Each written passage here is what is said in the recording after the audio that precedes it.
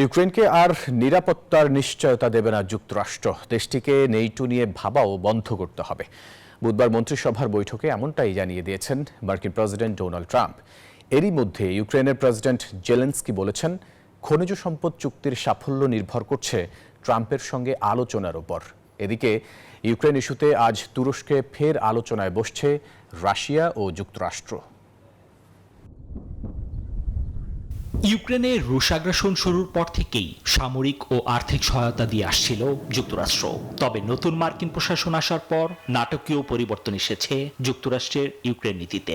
এমন পরিস্থিতিতেই ইউক্রেনকে আর মার্কিন নিরাপত্তার নিশ্চয়তা দেওয়া হবে না বলে সাফ জানিয়ে দিলেন মার্কিন প্রেসিডেন্ট ডোনাল্ড ট্রাম্প।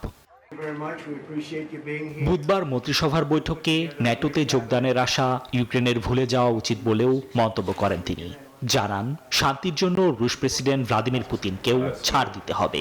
আরও বলেন, শুক্রবার ওয়াশিংটন আসবেন ইউক্রেনের প্রেসিডেন্ট ভলোদিমির জেলেনস্কি। ইউক্রেনকে খুব বেশি নিরাপত্তার নিশ্চয়তা দিতে যাচ্ছি না আমরা চাই এটি করুক ইউরোপ। ন্যাটোর কথা ভুলে যাওয়া উচিত তাদের। আমার মনে হয় সম্ভবত এই কারণেই পুরো ব্যাপারটা শুরু হয়েছে।